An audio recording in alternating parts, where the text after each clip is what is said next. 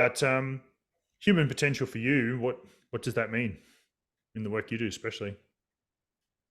Oh man, it's an interesting one because when we first kind of put that up as a um, subject, it got me thinking like human potential, and then it's like it's kind of my mind begins to go down like this kind of wormhole of like Hmm. potential of like what it is, what like we as humans and people I work with, it's like we see so much to what we've been either taught and or influenced with, but then outside of that there's so much extra layers that we could potentially take. That potential is like for us. And it's interesting because like coming in contact with like guys like Benny Watson and stuff like that who are teaching people to take a breath underwater and hold their breath. Like people don't understand that, like they think this like breathing above water is the natural thing to do. And then him teaching people the potential of like 4.5 minute breath holds and stuff like that while swimming up and down, like that's the human potential when we actually step into that possibility of failure, but then realize, oh, there was actually potential to move into that growth. Like, so I think like Mm. human potential also goes hand in hand with growth. And Mm. I think a lot of society and a lot of people are almost conditioned as a not so much a growth mindset, but being stuck in their ways. So Mm. um, when we open our minds and open our ability of our consciousness, our viewpoint to actually allow everything to be a potential growth, I think yeah, us as humans can evolve and go a lot deeper into a lot of subjects and subject matter. Mm. And yeah, it's pretty cool when you kind of actually open and you're open to the possibility of anything occurring. Then it's Mm. going to. What about you? So I would like to explore that a bit too around like society and personal limitations. I think there's a huge space in that one. The human potential as a definition, probably for me, is yeah, like what's the outermost limits? I think if we look at the bell curve, I think a lot of science, a lot of society just sits there and goes, this is what's possible. And there's not, this is why I think I like coaching and I like people who do professional performance development and all these areas, because they're using personal experience in a, like in a vacuum to say, this is how you get the path I got for this human potential. It's very different to this mass, like this is how you get the average, oh, so you don't have high blood pressure when you're 50. Like that's what most people are aiming for, instead of how do you maintain mobility and movement and a functioning brain so you can prevent dementia and Alzheimer's and all the rest, and actually, still be switched on and playing chess and doing all these high performance things rather than just sitting in the groove of the average. That would be why I like human potential. And I thought this topic would be interesting too, because one of the big areas I see as like an untapped potential is mindfulness, meditation, spirituality. And I think anyone who's had psychedelic experiences or even deep meditations, there's just some different states that you can reach when you meditate for certain periods of time or certain ways. What are your thoughts in the human potential of the mind through some of these mediums? Uh, that is where it's endless because like Mm. unless you've spent a bunch of time, and again, it's a practice, and like anything in life, you once you practice something consistently and you practice it, you actually open those that potential to other spiritual kind of experiences. You open your consciousness to the unbounded, amazing potential of everything that exists. So it's like, Mm. yeah, through meditation, through spiritual practices, you can get it through yoga. You can do like again, you could get it through doing a breath hold underwater. Like that's Yeah. kind of it becomes a spiritual practice, because it's like you've got to go to a place to be able to access Mm. that ability. Yeah, I think once we can kind of get through, and the one thing I find is like with the general population in society is getting people to actually slow down enough to actually have these experiences take place, because it's society in general kind of is more really outcome based rather than experiential. So Mm. they would rather know what the outcome's going to be before they have that experience.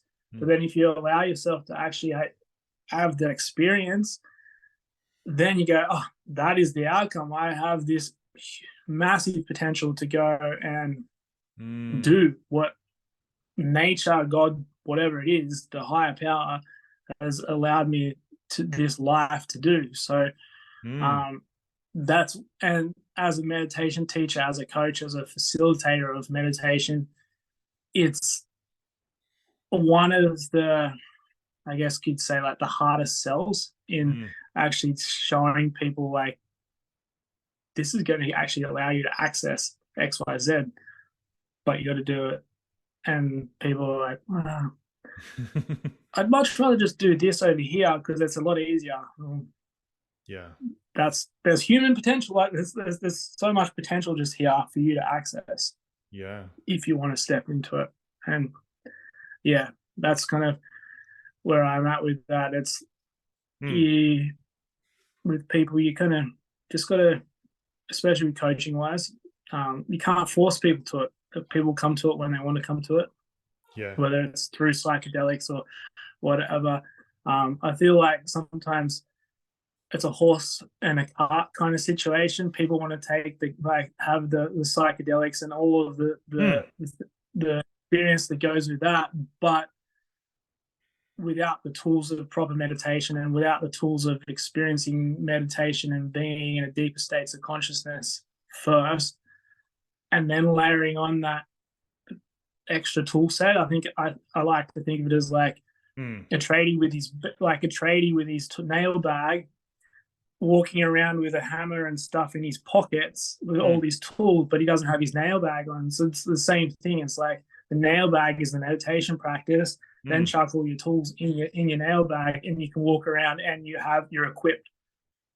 So I think that's kind of that horse and cart kind of situation sometimes for people. They want to go for the 110% before they've got Mm. the extra ones and twos done. Mm. I see that what you're talking about there on both ends of it. It's almost like, how do you get people the realization to want to pursue this new thing and have the experiential stuff, but then trying to skip it too and like get the outcome without working through it. And that would be my experience. And what I don't recommend any drug use, but whatever, psychedelics would be, it's a glimpse into what's possible. So I've definitely had those experiences without psychedelics. It's just, Mm. it's really nice to see that potential. And sometimes you forget like what's possible. You've seen probably the research some people they've tested on, like top 10 spiritual experiences of their life by having a psychedelic, but they don't want to know how to actually like live more in this way and then develop that. And that's what you're saying. Meditation is an accumulative, even acute, like it has a benefits in the immediate, but accumulative over time. And so your entire existence changes around this, and you could live more in line with this approach. But most people are more willing to just go, oh, I taste that for a second and then I have that for a few hours or whatever. Is that sort of what you're Mm. saying? Yeah, absolutely. Yeah, Mm. and like there's a word that pops up for me always is like integration, or Mm. like integration with it. How are people integrating that experience into their life, or are they just seeking that experience consistently, Yeah. and then that is what kind of continues to play out for them? Just trying to seek that next experience with the mushrooms or with whatever it is, that psychedelic, whatever they're doing. Mm. Um, there is a level of integration, and it's like with anything, any learning you do. Like if when you go to university and you do a university degree, there's a level of like unknownness when you finish your degree that how am I going to put what I've learned into that field? And quite often, like if you're doing like a medicine degree or whatever, you do your clinic hours. That's your part of integration into True. that. And it's the same thing as like with spiritual stuff. It's like if you have a spiritual experience, not taking that time to integrate what you've learnt, what has been shown to you from whatever the experience was, and then just going and seeking another one and then seeking another one. Soon you get to a point where you're just like, holy shit, like what is going on?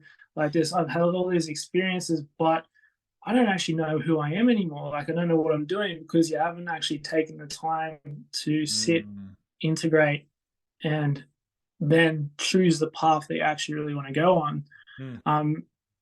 And that's where a lot of the people I've spoken to have done like ayahuasca and stuff like that. They go on these journeys and they have a really profound or sometimes really abrasive experience with it.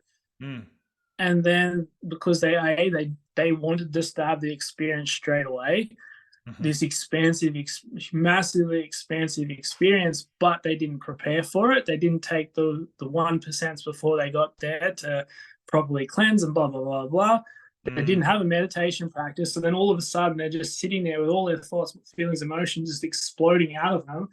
Yeah. And they're like, I don't have a meditation practice to actually bring myself back in to actually harness this energy and enjoy the process. So, like I said, like coming back to just having meditation is like, it's an anchor point. It allows you to have that anchor point, that center point, that central point to when these experiences take place, you can then have that point to come back to, center yourself, and then go, oh, this is the experiences that are happening around me, through me, and it's not me. Like, and it allows you then that, safe space, that place of potential to actually open even more to it than just being really afraid and or seeking it every time you kind of life gets hard. Yeah.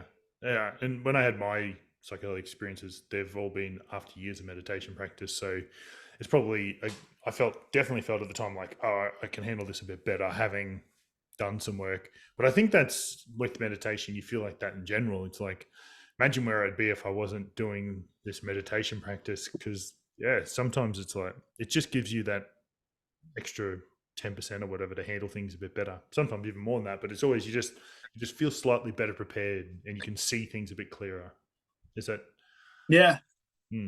Like even you and I have discussed before, like how we both played rugby league, and had I had a meditation practice or some kind of more spiritual practice than drinking beers after a game, I personally feel that would have set me above and beyond in being able to control my thoughts, feelings, emotions in a way that were more harnessed.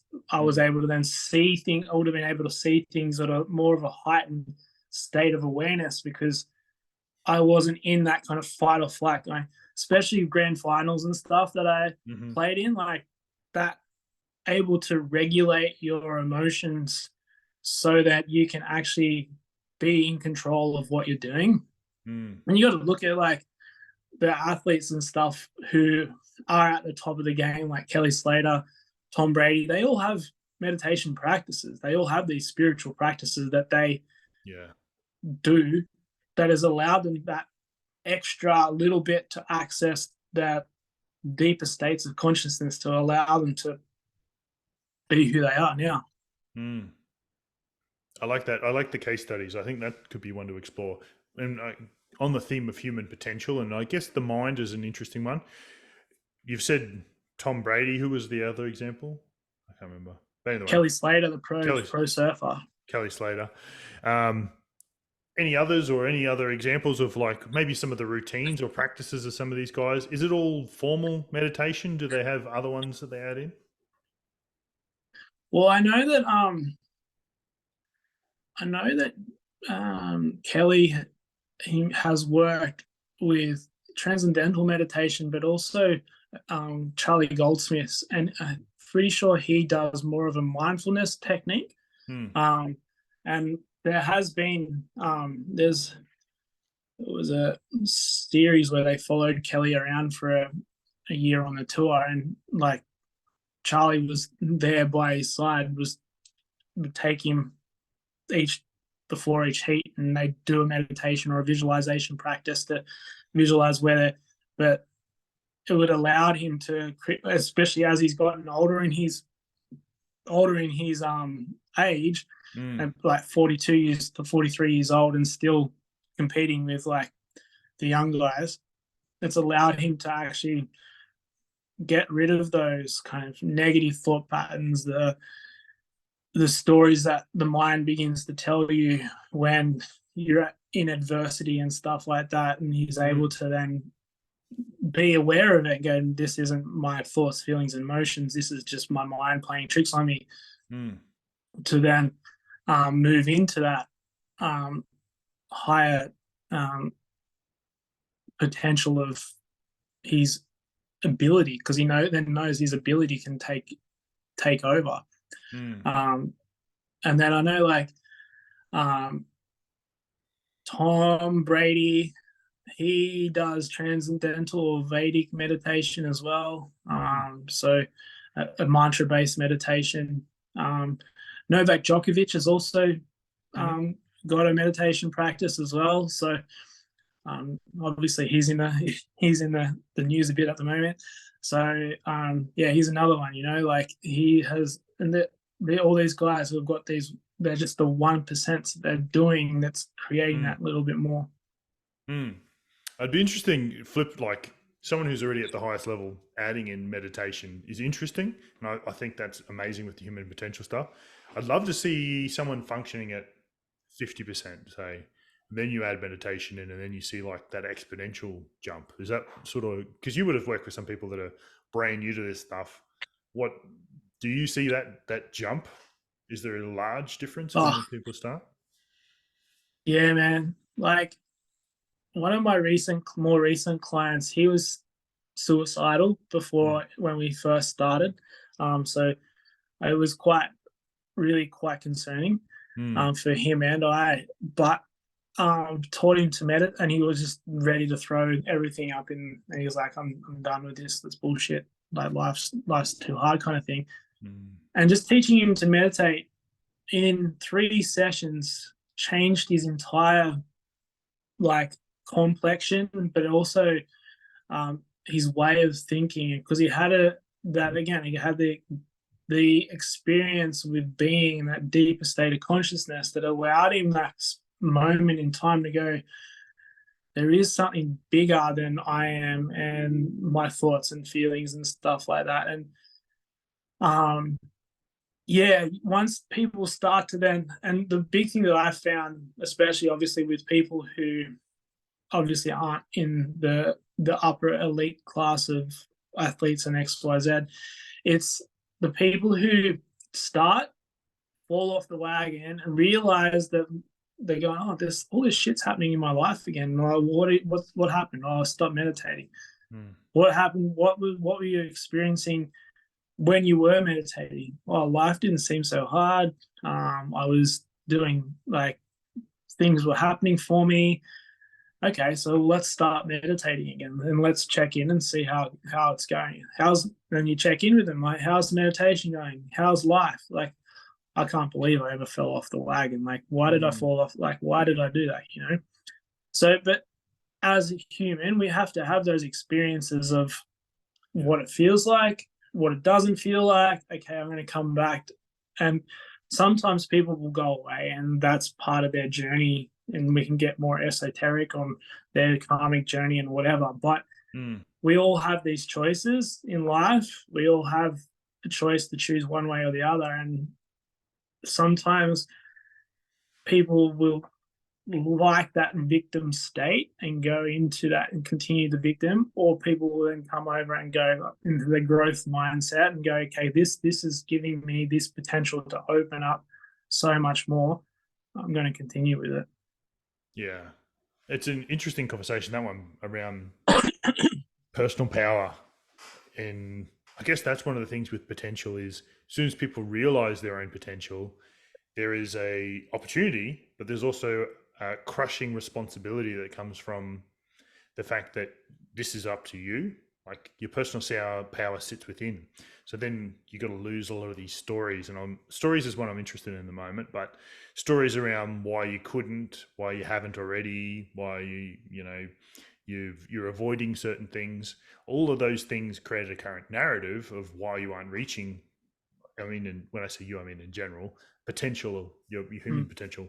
So we have that sort of power. Personal power comes with both sides, the realization of potential, but also the the burden of owning what you have.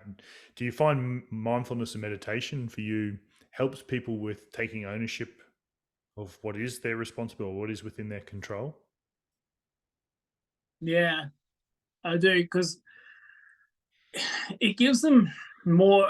So it become with meditation and mindfulness, you become more aware of. So awareness, you get aware. Your awareness is heightened, so you're aware of your existence within.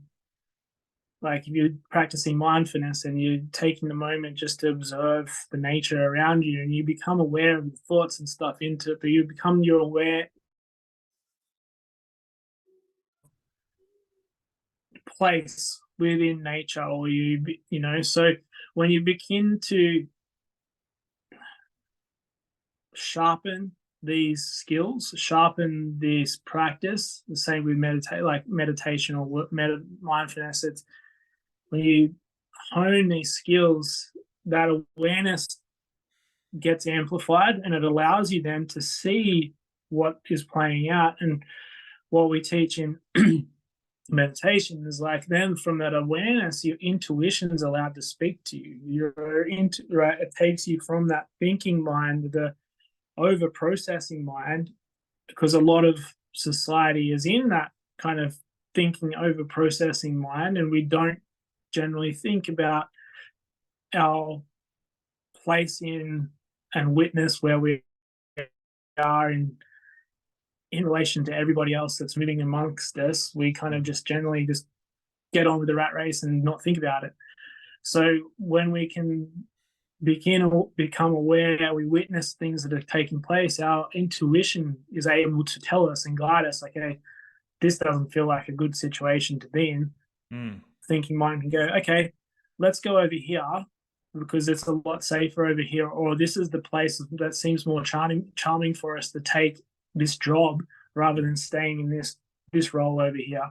Mm. Um, and that is then, yeah, like with that practice of meditation, it polishes that. It allows that just to flow, and it happens like this. Then, like it happens as fast as thoughts used to happen. You're like, Hmm. I can take a breath. I'm not gonna. Mm. Reacting to a child is another one. Reacting to your children is like Mm-hmm. when meditation is working when you used to like crack it at a child for being noisy or whatever it might have done, and you can take that little moment to breathe and respond to the situation. Mm. It's like my toddler, like if he cracks his brother, it's like it's pretty easy to go, don't hit him. Or you go, hey man, what did you hit him for? Like that's not nice. Look what you've made him. You made Mm. him upset. Like why'd you hit him? Yeah. Because I wanted attention. Oh, you wanted attention from dad? Why didn't you just ask me for attention? I'll give you something. Mm. Okay, cool. I can give you attention. So like and then that creates a conversation around it, and being able to take that breath, take that moment, to then it opens more potential for you to actually then experience other things. Yeah, it's like habit versus choice in a way. And Mm. I've been on a journey of like habits a weird space for me, but there was one example literally today. My daughter left to open the guinea pig cage, and we've lost one of the other guinea pigs, got ripped to pieces by a wild cat. And so we found just chunks of it on the lawn in the morning. So I had to clean it all up, and yeah, it was wild. But so she got a new baby one. So she's got the two guinea pigs, but she left them both out of their cage all night long last night. And so, you know, hey, you've left your guinea pigs out, was the conversation we had today. She wouldn't listen to me. So I had a moment of like, boom, raised my voice. Then she went off and hid and was like, Dad scared me. And so, yeah, that was a moment where I didn't raise my awareness of what I had, like a boom response, and I didn't get a great outcome out of that. So for me, yeah, I definitely appreciate those when I am being mindful, because I haven't done any meditation this week. I have that remembering of like, I can see even my anger bubbling, like she's not listening. This is something she has to pay attention to. I could have responded in a much more curious way, ask her a question. Mm. Because my realization now is she shut down a little bit, feeling like she'd done something wrong, and she does love the guinea pigs. So that's why she was not listening. But I, responded with "You're not listening. Listen to me, otherwise you lose your guinea pigs."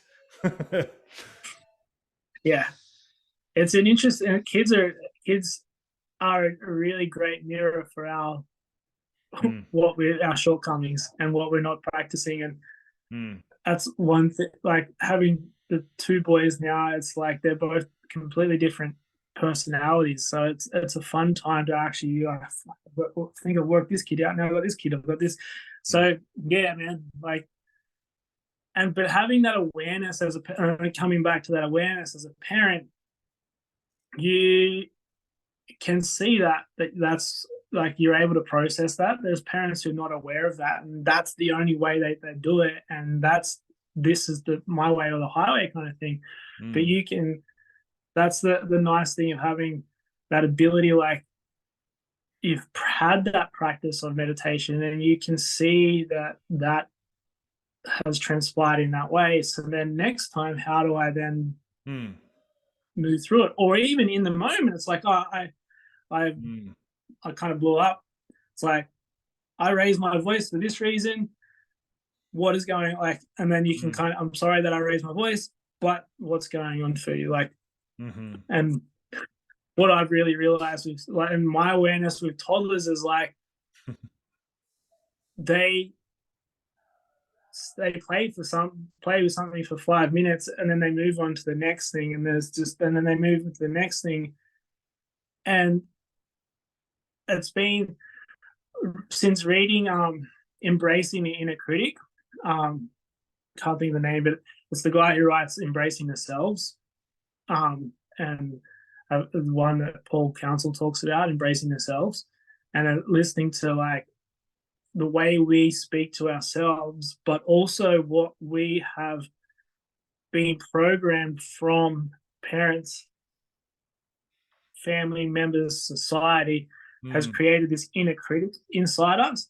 And it's one thing that and this again, this plays into human potential, because it's like our inner critic starts to take over, and it's been a program that is run from even like intergenerational, or even just like how the way our parents have spoken to us and told us that what is wrong and right.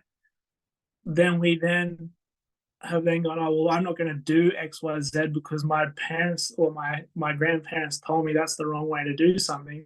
And since reading this book, it's made me more aware on how I influence or speak with, especially River, my eldest, because he's more obviously the baby. He's not quite understanding what I'm saying yet, but he probably is actually. I'm not giving him enough credit for what he probably still understands everything. But so where I'm kind of going, that was like that inner critic and how we kind of cement that as an early stage with children, and then how that kind of then stamps down the potential for what is occurring. When one thing that we really have started doing is actually telling River he's a genius. Yeah, you are a genius. Like, you can do whatever you want to do. Yes, you're a genius. So in that, then he feels like, yeah, I'm a genius. Like, I what do you want to learn about today? I want to learn about dinosaurs. All right, cool. So you're a genius. Which one are we learning about? Tyrannosaurus Rex. Tyrannosaurus Rex. Yeah. All right. Let's learn about T Rex. You tell me about T Rex. So then it's just reiterating, and it's been great, especially since our baby has arrived, because it's allowed him to then guide us in a way in his world to then show us that he knows things. And then if he doesn't quite know, what do you think, Dad? I'm like, well, let's look it up. So then we look it up.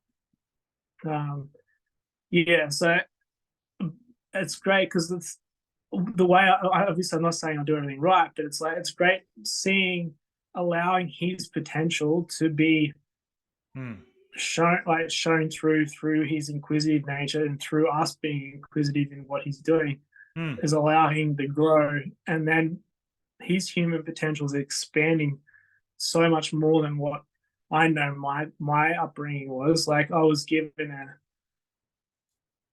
a collection of Encyclopedia Britannica because I asked too many questions. So, like, go and look at the books. Encyclopedia Britannica. Geez, that's a flashback. Yeah, yeah, man. So that was before the days of Microsoft Encarta and stuff like that. Yeah. So I had to go.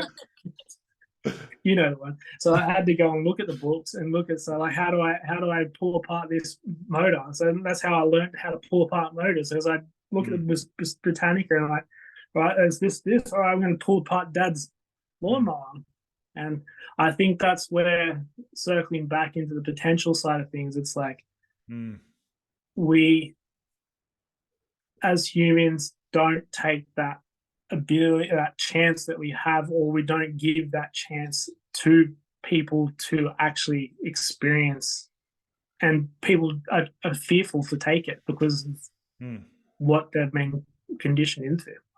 Can I ask, I've got a scenario for you that I thought would be interesting, and from what you're saying too, it ties in, is that I was in Bali last year, and the Balinese, like, we all have access to the internet, they speak English, the potential online to make money now, and the cost of living there. I was like, why do you very rarely see any of the Balinese doing any online hustles, or, you know, building Instagram or doing any of these sorts of things? I was like, why is it that's the case? And I thought about it, and my thinking, which I could be completely wrong, was this old, you know, like the flea in the box type thing. Like, it's like the cultural, people jump to the roof of the expectations of the societal norm, and then they just, even if the lid's removed, you know, the flea doesn't jump out of the box. It's the same sort of stuff. It's like Balinese, it's just, they work hard. They work like 12, 14-hour days. I'm like, with that level of work ethic, imagine applying that to our culture where a lot of people don't work hard.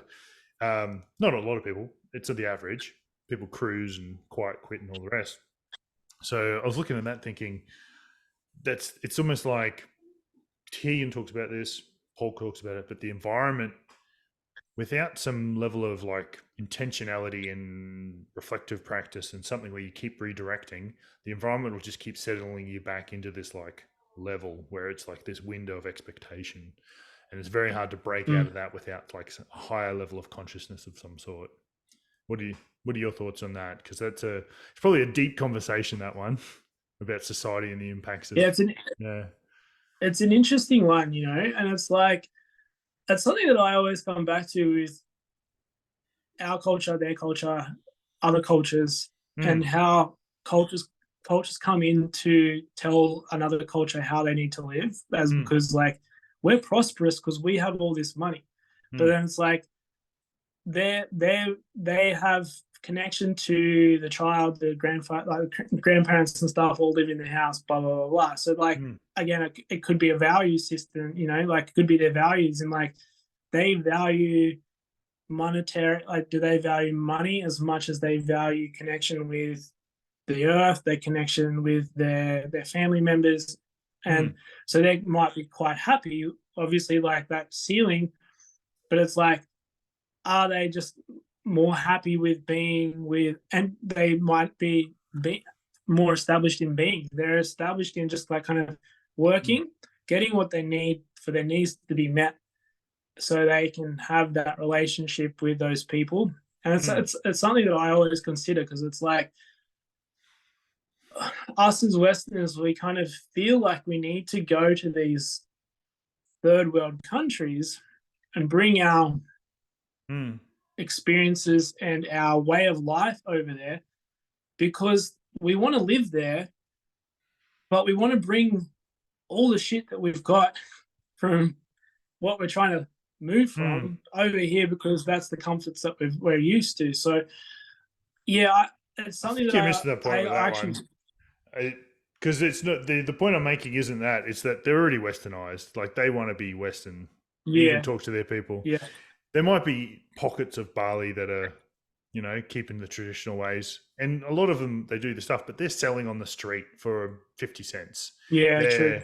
They're peddling pills on the side. They're running alcohol festivals, and Yeah, they're doing anything to make a buck. They'll drive you all over town for $10 a day, and not see yeah, their family for 18 hours. Like they'll do anything, and that's where I'm looking at it going. They don't see any better ways to make money. That's like their perception of the world is within whatever they do.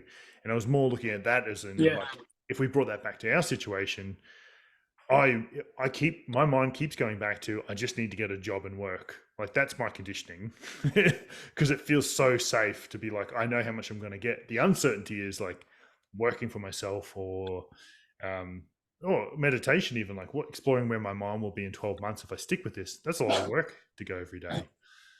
But yeah, that was yeah, more not as much of like I'm putting my societal expectation on Balinese people to be yeah, yeah. No, I know like what you meant. Like, yeah, and I, and I just, yeah, it's interesting because it's like you said, they, I'll just be an assumption, for me to answer that. But I think like, yeah, maybe it is down to a value system more mm, so than what they're actually like mm, what they're maybe they don't value money as much as like what a Western person does, or like you like you said, they're peddling, like they're peddling the stuff on the side of the street. But mm, yeah, that entrepreneurship, I guess like you go over to Bali now into Canggu and stuff like that, and mm, a lot of that stuff that's being set up there is by Westerners or by more white people who have bought all of the restaurants and stuff in there and then employing the Balinese in there. But you see that with like athletes and stuff from Indonesia who are starting to break out, like there's a couple of them on the World Surf Tour and stuff like that. So they are kind of getting there, but they're just kind of slow to that uptake. So I think it's mm, like the more they get influenced by the way that we live or the way that a mm, Westerner kind of lives and the potential that they actually have, and maybe it comes down to an education system because they haven't been educated in that way, and that's like their cultural thing is like they haven't taught them that. It's like mm, they've only just kind of like you go to Bali, they've only just really got rid of a lot of the rice paddies and stuff like that, and they've all gone into kind of more of that commercialized side of things. So it's like mm.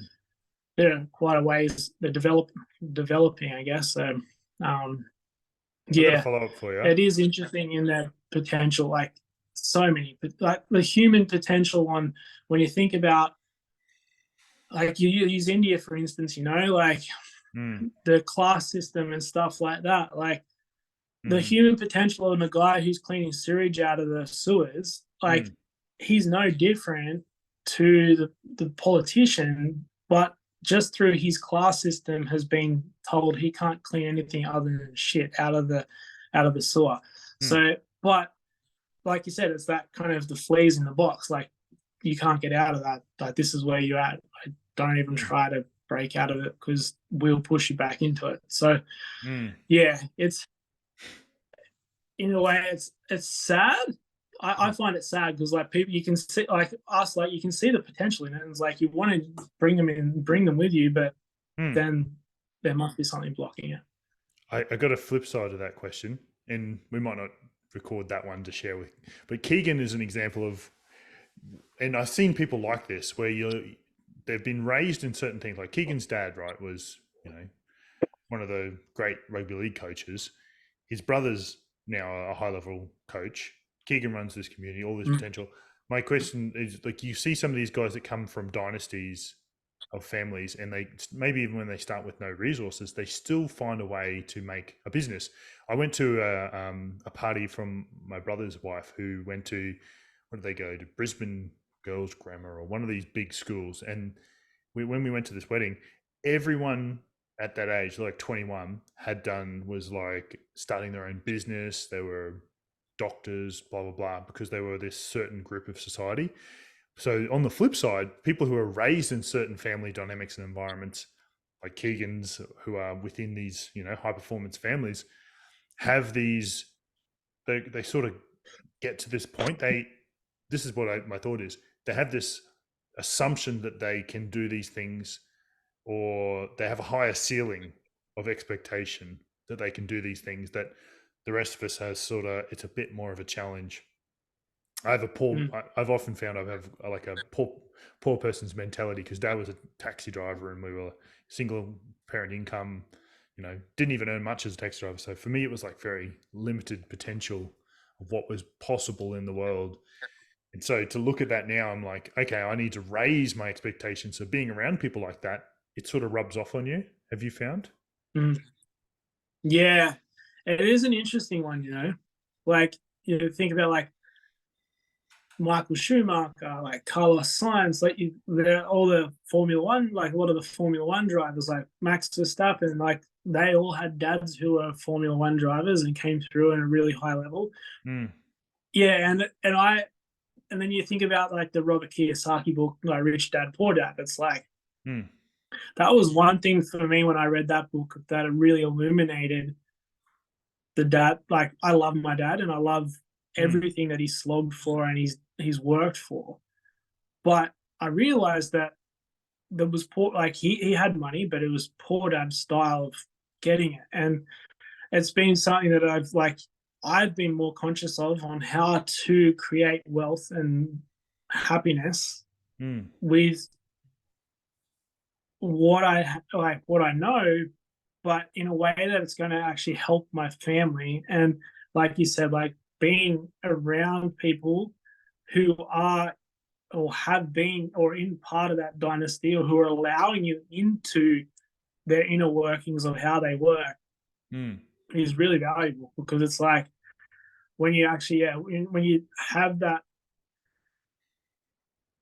again, awareness that that's where you've come from and that's where someone else has come from, and rather than putting them down and going, oh, they're just a fucking rich person, they don't have any idea, it's like, well, how can I be like that? Or how can I change my thought process on money is evil or success is evil, to change and go, I really appreciate what you did, Dad, for us, but I'm going to change something that is then going to shift the course of our family. And I reckon every ancestor is sitting up there going, yes, thank God someone's doing it. Yeah. So, Yeah, it's not like they didn't try.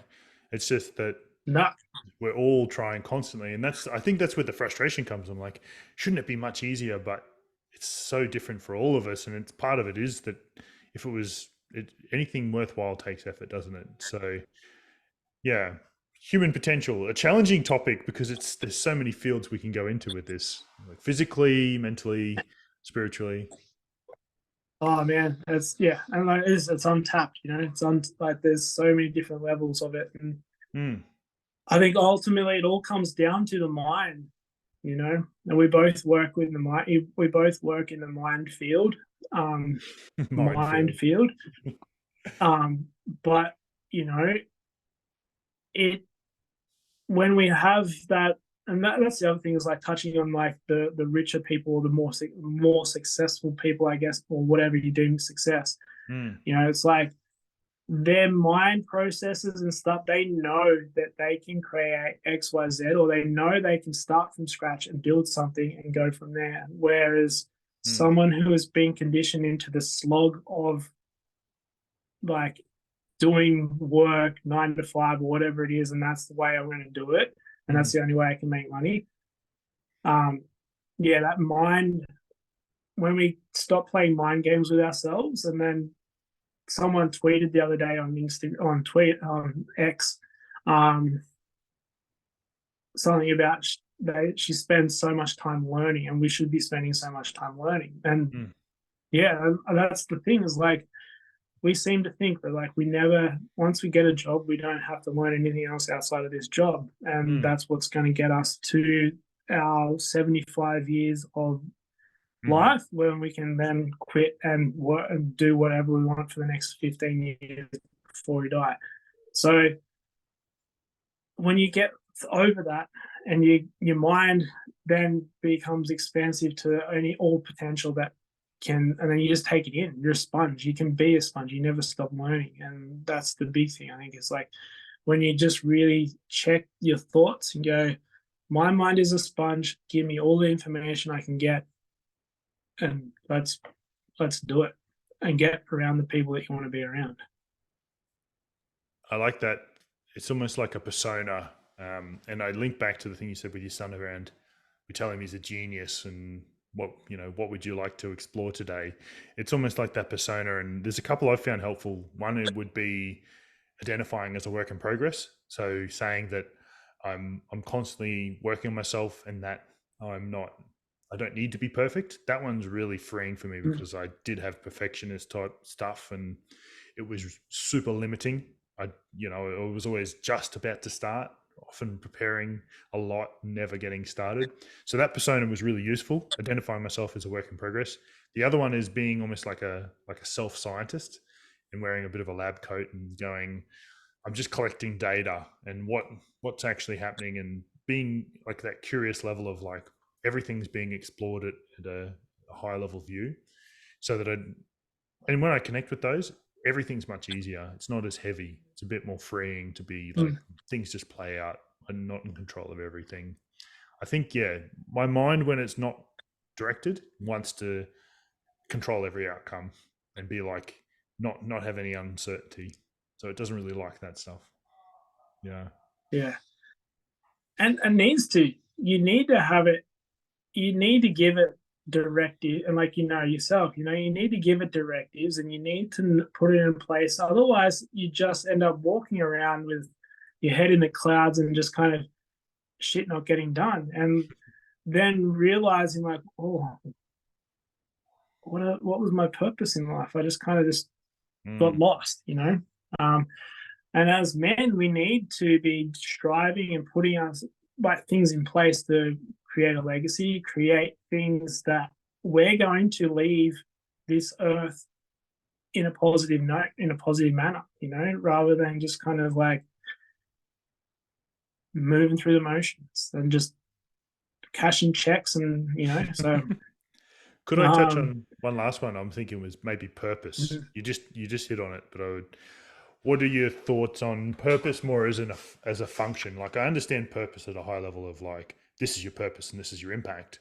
What does purpose give you on like a day to day basis? that's a good one.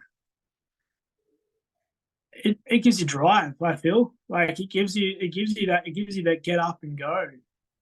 Stops you from like laying in bed dragging your knuckles along the ground. When you've got purpose and there's a reason why the why you do things, because it's like the reason why I do things is because I want to show my boys that this is the man that you grow up to be like. This is a man that you're going to be for your wife, but then I'm leaving you with a world that's a lot better than what I came into it or what I've experienced from. They probably will still go. They'll probably still go to therapy for something that's been happened, but like if I can limit the amount of damage that I do, and that's my purpose. Is like if I can limit and the amount of damage that I do to my children and my spouse and leave the world a better place, then and that's I think personally that's what most men should be living and striving to. It's like Hmm. how we how are we leaving this world a better place. Yeah, I like your answer there. I feel like I'm in a similar vein. That sort of responsibility to family and being a good role model, and Yeah, and I do find when I'm in alignment with my purpose that the drive, there's like an invisible drive that's much more present to, like, this Mm. is just feels right. I heard even one of the guys in Uncom today talking about it in the daily check-ins, and he was like, yeah, it's like you talked about integration. There's like an alignment with that integration, which is pretty powerful. How like I'll ask you on how would someone who doesn't quite know their purpose Hmm. find it or know what it is I'm going to touch back in your on the point you made before about experiential versus outcome. I think too many people, abstract versus concrete is probably another way to describe it. People think of purpose very esoterically, like they think of it like, this is my purpose, blah, blah, blah. I think that's fine, maybe as a starting point, but as soon as you can start putting your purpose out to the world is when you get experiential knowledge of it. And that's when it starts to hone and craft and you chip away. I imagine like a big block of marble and you're David and your purpose just gets chiseled away and you uncover it within that. And there's some sort of shape or form that it takes. Um, I think at the end of the day, all purpose comes back to the fact that we're connected to everyone and everything, and that we are an awareness having this experience, and that anything we do that helps other people is probably going to be connected to our purpose. Is it something along that realm? mm, I hear people, I do a lot of values assessments, and you probably see a few of them where people have, you can sort of tell who's going to have which one, but ask them questions around how do you help other people? And it comes back to like, I'd like wealth and other things. And I think that's useful, but I think you'll find that the ego will self-sabotage and have other issues if you don't serve in a way for the purpose of helping community and society. That's at least my yeah, beliefs. I agree. Hmm. I agree. And if you want to even take it, extrapolate it even further, it's like it might even be nature that sabotages it as well, because it's Hmm. like if we're just on a take, but like way of thinking, like I'm going to charge XYZ for this course because I can get a number of, and I'm going to make $1 million, Hmm. as opposed to the purpose of me charging this is because I'm going to help XYZ, then you're helping Hmm. nature, God, whatever it is, sees that and you're helping and you're being of service to, and then the monetary side of things flows. And I agree. yeah, I think like sometimes there's that destructive operator that if you just become a taker and you're not giving, and the purpose of life is to just take from people and just get what you can, soon nature's going to take something from you in a way that's your health, your happiness, your Hmm. money, the stuff that is just material. Hmm. Um, and there's a good podcast I listened to, Tom Knowles, the Vedic Wisdom podcast. He spoke about that the other day. Actually, is like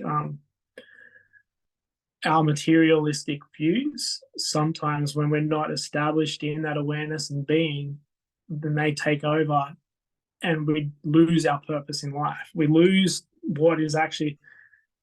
But if you actually are of service and you're giving back to society and blah blah blah blah, money will just flow your way. And Yeah. um, yeah, and when I heard that, it really just cemented everything. It's like Hmm. you need to have a purpose, but like you said, like when you do your values assessments and people want wealth and stuff like that, it's like, Hmm. but what is the service that's going to bring that wealth? Like what is, and then Hmm. like Tom, he's like one of the most revered Vedic um, teachers outside of the rishis and stuff in India. And so, but he's really quite wealthy. Like he wears all the good clothes, he drives a nice car, lives in a beautiful house, but is of service to people and is getting the benefits on the backside of it. So yeah. I like that. I've heard similar stories. I think we've all heard like people going, I struggled for years to make money and then I just aligned everything and it sort of came to me. And my views have changed a lot of money around the whole money is just like if you were doing a straight exchange, like a bartering system, there'd be value exchange. Money's just valuing that. So money is just a measure of your value to other people. Like they've worked for this money, therefore they're valuing what you do. I'd, if money wasn't an issue, I'd be very happy doing, like, just take money completely off the thought experiment. You have all the money you ever need in the world. If you went and offered the thing you do and you don't get people to pay for it, they would lessen the value they perceive of what you're doing. So they wouldn't get as much out of what you do. You don't need the money, but it's part of the relationship that people, if they have to earn something or pay for something, they value it more. Like there's that exchange. It's like the old, yogic leader, and he's at the top of the mountain. Someone has to climb up and get there, or they have to prove their worth, or whatever it is. I'm probably making that up. It's, but you know what I mean. No, yeah, man, absolutely. And like, I agree with you, because it's like at the end of the day, I think I've even started doing the barter system with people. If they got a service that I actually want to use, and you want to use mine, I'm like, well, okay, let's do an exchange of services. I'd rather do an exchange of service with someone that I'm in alignment with, that they have a product or service that I would like to use. If we could actually come back to that in a way, obviously there's loans and there's rent and stuff that we need to pay. But if we could come back to that, then I think there'll be a big shift in kind of disparity of wealth, because people could then just trade with the services, and there'd be more focus on how are you servicing. This is loosely ties into human potential, I guess, but how are you servicing the greater, like, everything? So what is the service you're like offering? All right, cool. So you're offering assessments. Okay, cool. You're a farmer. Can I have some like food, and I'll give you a values assessment or whatever it is. Yeah. So then it's like that trade, and yeah, this conversation could go a lot different. But yeah, like, because then there's the wealth creation and stuff of the world that we live in. So I'm all for creating wealth, and I'm wanting to create wealth, but it's like I'm also open to trading, because it's like, why not? Yeah. No, and the point I was making probably is that money is just it's like a code to say this is how much value something has.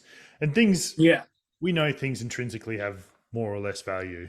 Like if you were trading it with someone who's just starting out and they probably haven't done it for a while, you're like, well, my thing's probably worth more than your thing. And that's why money is helpful, because it's like you could trade it, but it's probably you giving them some help really at the end of the day, and saying, you get my thing, which is much more valuable, and I get your thing, which is much less valuable.